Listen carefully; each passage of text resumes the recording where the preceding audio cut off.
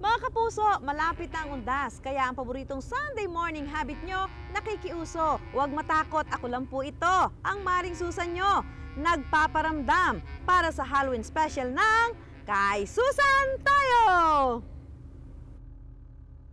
Kayo ba naniniwala sa multo? Di ko naniniwala sa multo. Bakit ako kayo naniniwala?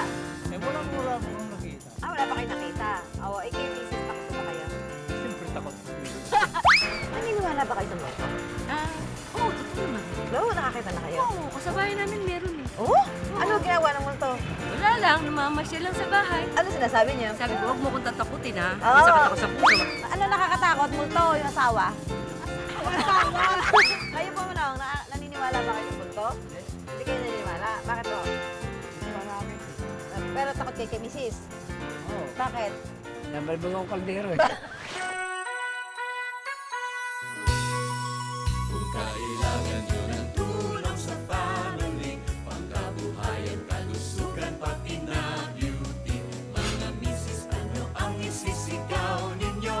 Ano ba kundi kay Susan tayo? Ang ating karamay at kaibigan, always ready na pagkadaling lapitan. Everybody, ano ang isisigaw ninyo? Ano ba kundi kay Susan tayo, kay Susan tayo, kay Susan tayo, kay Susan tayo. It's that Halloween feeling. Kaya mga pagkaing swak sa takutan, ating pagpipiestahan. Hanap mo ba'y swerte? Gusto mo ba ng love life?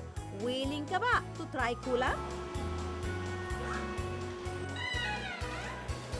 Si Chapusit may ibabalita sa atin tungkol sa cremation. Video ka sa lamayan. Okay ba sa inyo yan?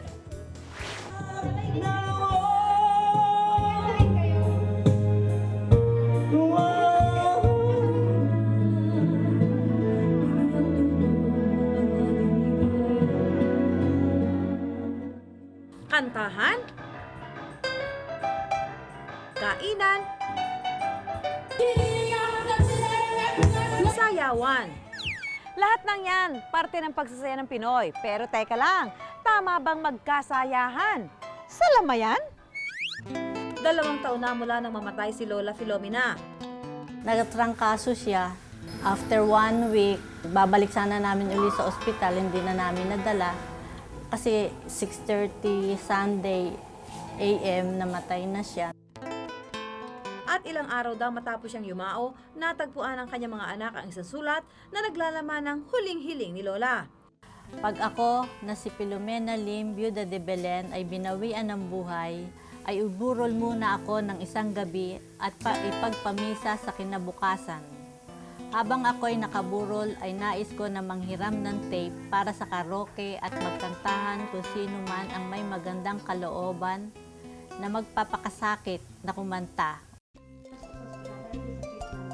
Talagang napaka-specific ng last quiz ni Lola, isang burol na may kantahan. Kaya ito ang actual video ng mismong burol ni Lola Filomena.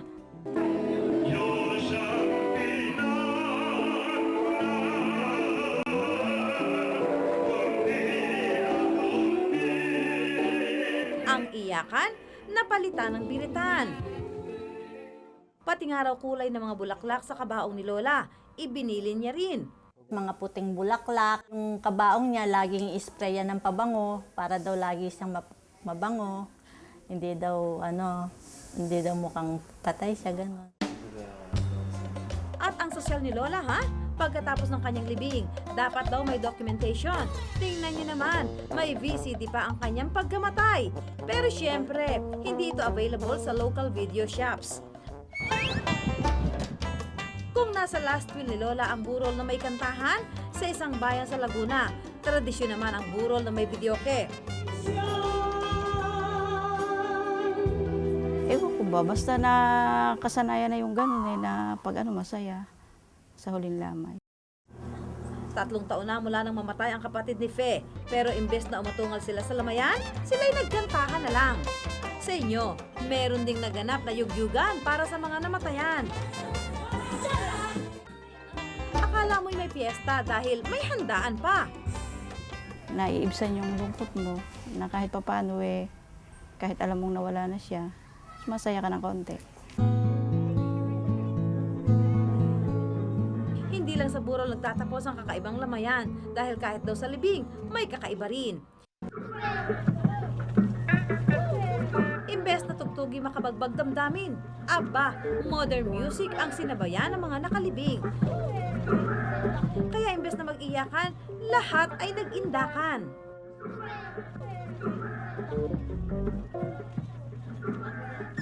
At alam niyo ba, dito rin daw sa atin, di lang pagpasko ang caroling, kundi pagfiesta ng mga patay din. 2 araw daw bago ang Todos los Santos, umeeksena ang mga mangangaluwa.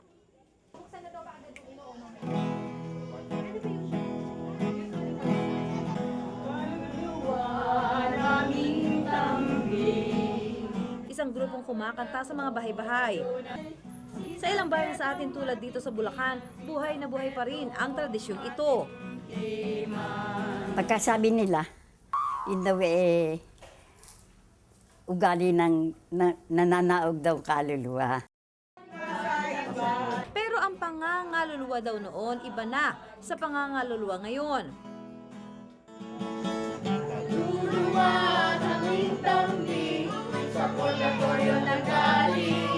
Ang dati rin mga lumang kanta, napalitan na ng mas modernong repertoire.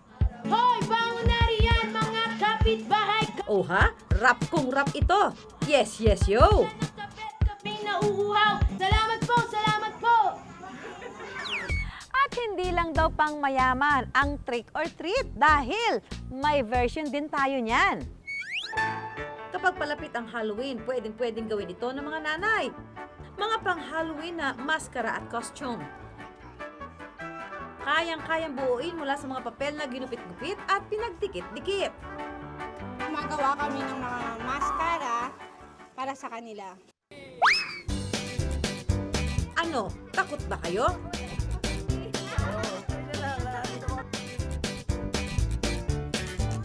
Kanya-kanyang gimmick ang mga chikiting. At ilang sandali pa, ready na sila mangulit sa mga kapitbahay.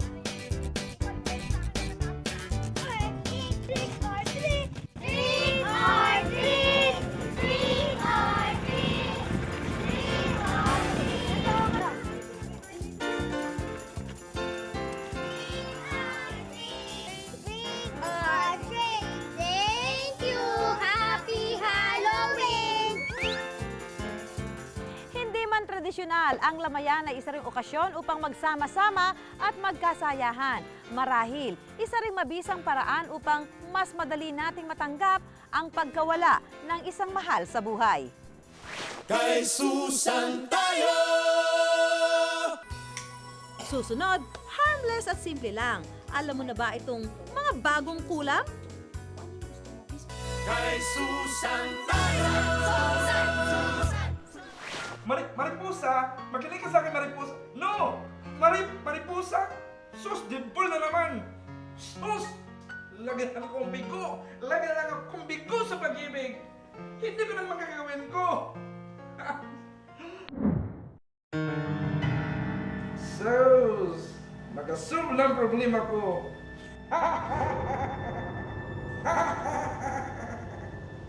Huwag kayong matakot. Hindi ito tulad ng mga kulam na napapanood natin sa TV o sine. Ito simple mga ritual lamang na pinapractice ng iba sa atin at walang intensyon na manakit ng kapwa.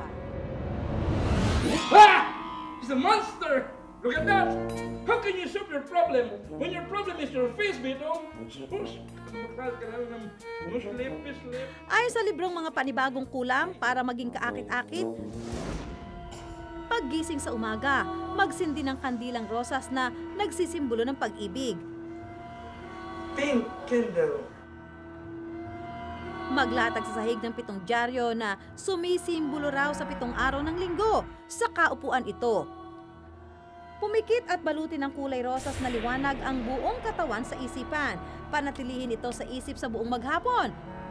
At pagkatapos, hipan ang kandila. and bless them. Babalik. Isang tip naman ang nakalap namin mula sa paranormal expert na si Stargazer kung nais mong mapaibig ang isang tao. Ilalagay mo ang pangalan ng isang tao dito sa ilalim. Tapos i-turn mo 3 beses, papaluin mo pa yung ganyan, at sasabihin mo pangalan niya. Bago matulog, isipin mo na isipin at hindi siya makakatulog. Mariposa. Actually, it's just a matter of mental telepathy. Wala akong nakikitang supernatural noon, kundi it's the power of the mind. Sus! Yes! Yes! Yes! Sus! Magipagtin na sa mariposa! Yahoo! Kaya may problema dong. Wala pala akong pera dong. Sus! Para layuan ka ng malas, ayon sa libro, magdamag na ibilad sa ilalim ng liwanag ng buwan ang 48 silver flat sequins. Kinaumagahan, palamutian ng kandilang dilaw ang sequins gamit ang pandikit. Sindihan ang kandila. After 20 minutes, hipan ito. Gawin daw ito umaga hanggang sa maubos ang kandila.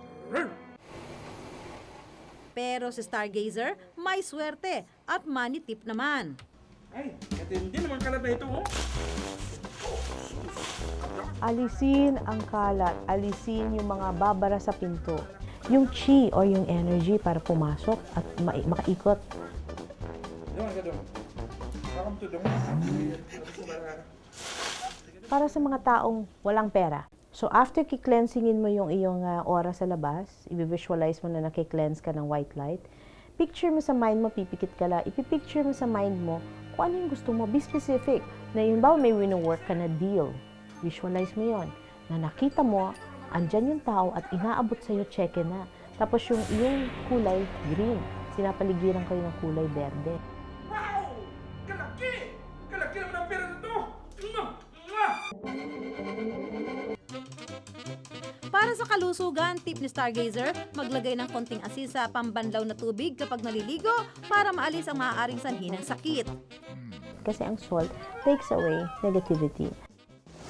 Lahat daw tayo ay may kakayahang gawin ng kulam, pero di raw ito ang solusyon sa problema ng tao.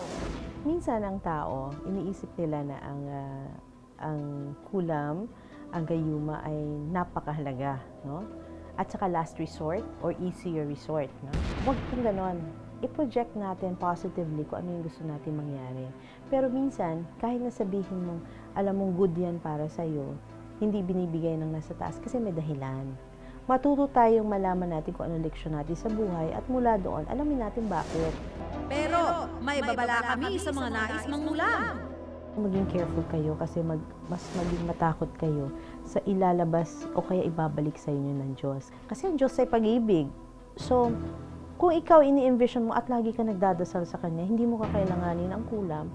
Kailanganin mo ng the power of your mind and the law of attraction para makuha mo ng mabilis ang mga bagay na to. Kay Susan tayo!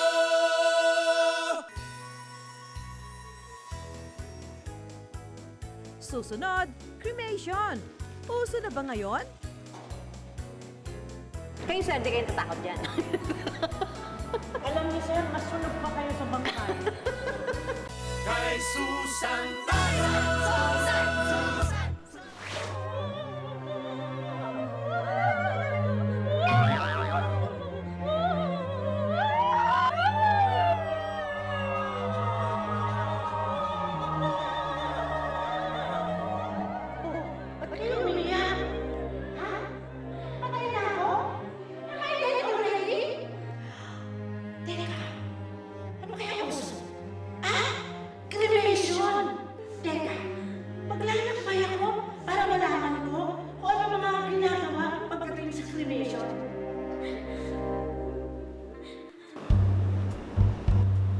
Dito sa Eternal Gardens, 1996 pa raw nang unang magsimula ang kanilang crematory services.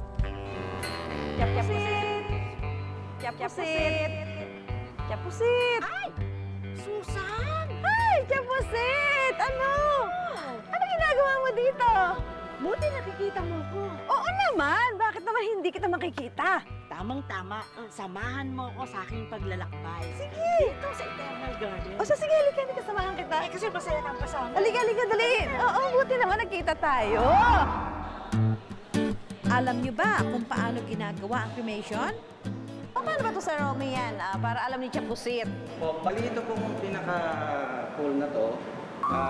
Yung pong mismong casket, dito po natin pinapasok. Bakit hindi po natin pinapakita sa pamilya po yung pinakamakina? Kasi iniwasan po natin na maging mabigat po sa loob ng nila kung ano yung gagawin. Kung ano po yung chamber, ano yung tsura. Pag ganyan mo, meron ulit. Ayun. Ito po yung ating ano. yung kaluluwa. Tinatanggal sa ataol ang bangkay at nililipat sa sliding table. Saka ito ipapasok sa cremation chamber.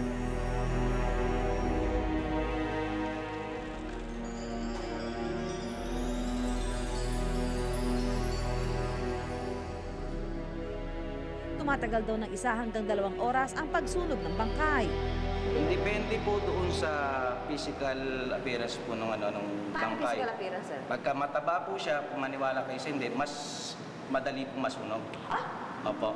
Ganon, bakit? Kasi may content po yung katawan niya, like oil, taba.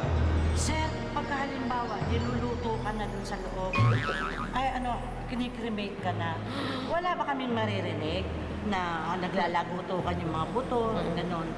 Wala po tayo kahit na maliit na ingay na maririnig. Kaya yung pinaka-morbidity po ng proseso, eliminated po yan sa machine namin. Paano nga ba bumabalik ika nga nila sa pagiging abo ang tao? Sumisingaw po lahat yan, yung mga tissues po ng balat, nawawala po yan. Hindi po natin makikita na yan. Bali, pag open po ng ating machine operator, ang makikita na lang po doon after ng cremation, yung mismo pong buto nung namatay. Nilalagay daw sa grinder ang mga buto at ito ang nagsisilbing cremated remains. Kayo sir, hindi kayo tatakot dyan. Alam niyo sir, mas sunog pa kayo sa bangkay. 22,500 ang cremation sa Eternal Garden pag weekdays, 26,000 naman pag weekends. Ang kanilang mga urn o lalagyan ng cremated remains, 3,000 hanggang 15,000 pesos. Kumbaga sa bahay, condominium na, di ba? Townhouse, hindi na house and lot ngayon eh. O, ganyan din sa kabilang buhay. Oo, condominium ka pa rin. Iba-iba naman ang presyo ng urn crypt, depende sa lokasyon. Kung sa harapan ng chapel, 40,000 pesos. Sa gilid naman, 35,000. Samantalang 30,000 kung sa likod. Ay! Naku, Chapusit. Hindi na pala kita masasamahan sa susunod mong pupuntahan. Alam mo na, may mga kailangan pa akong asikasuhin, may mga sasamahan pang iba. Ha? Eh di ako na lang mag-isa. At kayang-kaya mo yan. Sige. Mauna na ako sa sanctuary. Bye. Bye!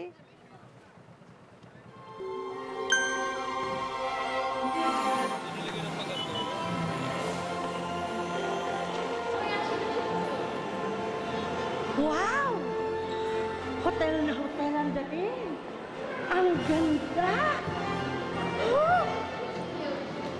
Gusto ko tuloy mag-check-in.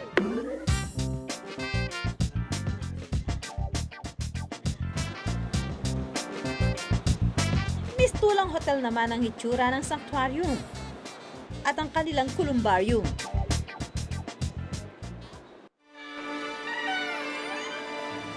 Wow! Heaven! Ang ganda! Hindi. Nasa casino lang ako. Ganitong-ganito sa casino. Vault ang tawag nila sa mga urn crypt dito. Pangalan pa lang, tunog rich and famous na. 10 levels of vault ang nandito, labeled A to J. Ang pinakamahal daw ay dito sa levels D, E, F at G. Ito, these are what we call the eye level. Eye level. Yung... Okay. Tama lang, okay. So, ito yung pinaka-expensive. Ha? Ito yung pinaka-expensive. Nasa mga 198 ito. 198,000. 163,000 naman ang A, B, C at H. Ang pinaka nasa ibaba naman, 98,000. Take note, volt pa lang yan. Ang cremation process nila, 40,000. Kasama na raw dito ang marbled urn. Pero kung gusto mo ng mas magarang urn, This is a 24 karat gold leaf. No? Ay mga ginito yan. Tingin ko bagay na bagay kayo dyan. Para siyang bahay, pwede kayo dyan. Ito na. Pwede rin siyang bahay sanglaan. Pwede kayo isanla kasi may ginto. Kasama kayo doon. Tuloy kayo. Welcome!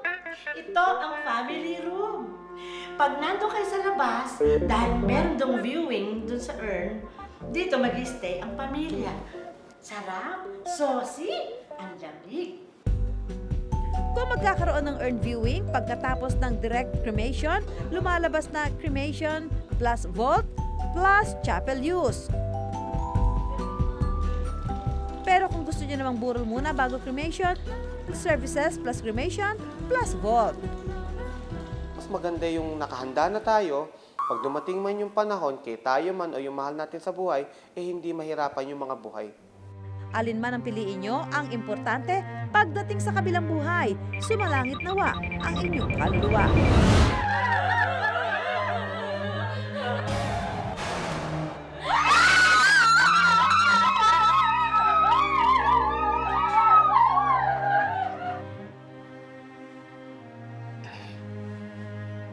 Kay Susan tayo!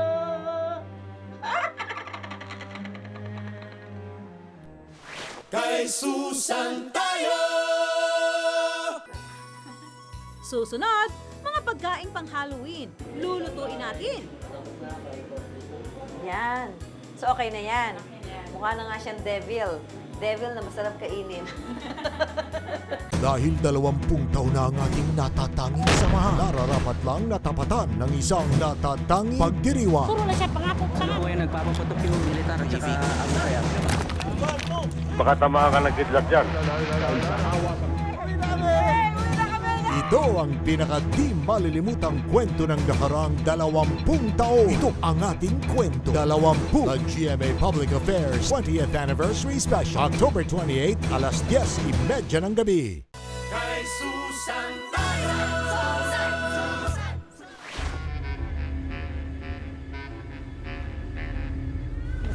Uy, ang dami. Ang mga pagkain na to. Naku, para sementeryo naman to. Takot naman to, parang mga mata-mata pa. Kain yata to ng mga laman lupa. Alis na nga ako dito. Ay, Chef! Ay, ang gulat naman ako sa'yo. Ba't naman dami-daming agyo dito? Ano ba yan? Tapos yung mga pagkain nyo, parang pagkain ng mga laman lupa. May mga duwende ko dito. Ano ka ba? Nakakain yan. Ako, may Halloween party kasi kami dito. Nakakain yan? Nakakain yan. Yung lagay na yan? Parang mga matang nagluwang yan? Ay, naku, halika. Papakita ko sa'yo kung paano gawin. At ito? Ikaw gumawa niyan? Hindi kaya may magic naman. Baka naman may black magic ka. Ay, talaga nakakatakot kainin yan. Mga mare, in season na naman ang katatakutan. Kaya naman para mas kagulat-gulat ang Halloween party ng inyong mga kids, make it special with this Halloween-inspired treats. So, Chef, ano yung lulutuin niyo? Lulutuin nga ba yan? Hindi. Ano, una nating pampagana muna ang deviled eggs. Ah, pampagana. Ano, parang appetizer? Yes. Yan ba yun?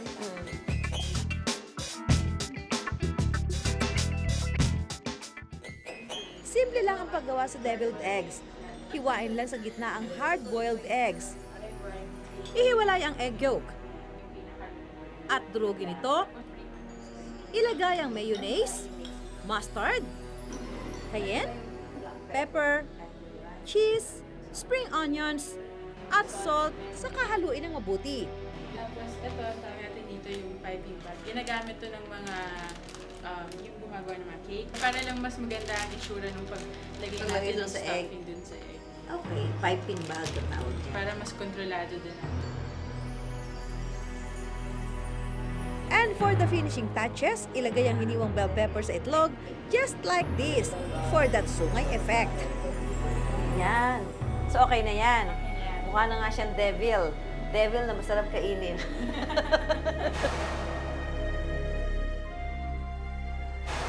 Para naman sa pasta lovers, meatball ice pasta naman ang ihahain ko sa inyo. Paghalu-haluin lang ang ground beef, eggs, breadcrumbs, at salt and pepper. Then, form into balls. Ngayon, may tip ako para sa inyo para madaling mabilog ang meatballs. Gagamit tayo ng scoop ng ice cream. Oo. Akala ko pang ice cream lang yan. Tapos, lalagyan mo ng konting butas para... Gaganon mo ba? Stop na. Saka ilagay ang olives sa butas na ginawa. At isa lang siya sa oven ng 350 degrees for 30 minutes. O kaya, kung wala kayong oven, pwede naman siyang iprito. Siguro, hindi pwede cherry dyan. Matamis kasi yung cherry. Hindi siya pwede nga. Oo nga. Ay, pang cake lang ba yun? Ay, sorry. Panga lang. Para naman sa sauce ng ating pasta, mag-isa ng bawang at sibuyas. Saka idagdag ang spaghetti sauce. Pag kumulo na ang sauce, maaari nang ihalo ang cooked noodles. According to Chef Carla, mas madaling haluin ang noodles kung tong ang gamit. Di ba yung sinusuot? Pagluto na ang ating spaghetti, ilagay ito sa pinggan. Ito ang tinatawag na small intestine. Ano ba yan? Budbura ng keso. At ipatong ang meatball ice. Wow! Tingin pa lang, maglalaway ka na. Ano kaya ang say ng mga aswang pag ito'y nasubukan? Para naman sa main course, mutant roast chicken naman ang ating tikman. Kailangan natin dito isang buong manok at bumili rin kayo ng 2 drumsticks. Ba't may kamay? Ano ba yan? May buhay na kamay.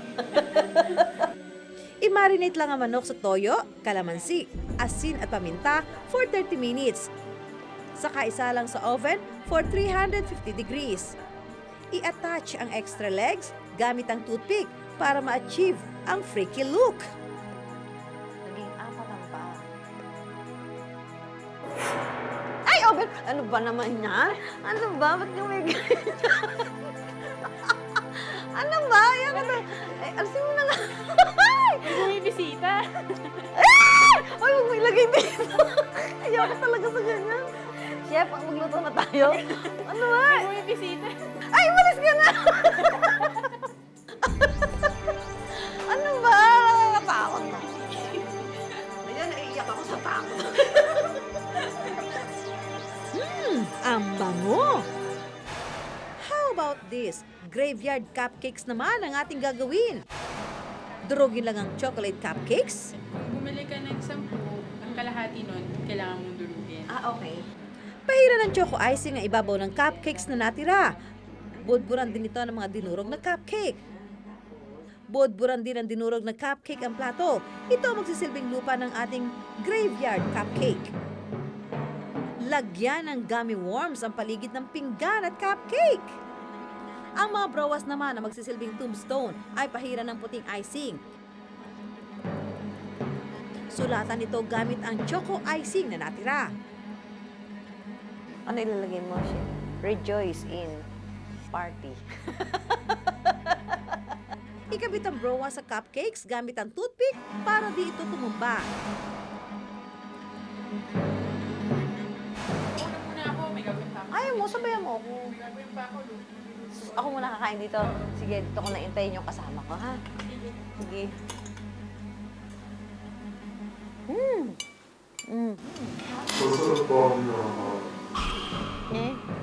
Masarap po. Kain din kayo. Ano ba to? Sino ba to? Chef! Halika dito, Chef! My goodness! Sino ba ito? Kay Susan tayo! Kay Susan tayo! Sa susunod na linggo, sa Kay Susan tayo. Feeling winter wonderland tayo dito sa Snow World. At may chikahan portion din tayo with the Master Showman, Kuya Germs. O mga kapuso, kita-kita ulit tayo sa susunod na linggo para sa mga kwentong hitik sa kaalaman, nakalilibang at kapakipakinabang. Ako po si Susan Enriquez, ang kumari nyo. Tandaan, pu-beauty ang buhay nyo dahil tuwing linggo, kay Susan tayo! Kay Susan tayo!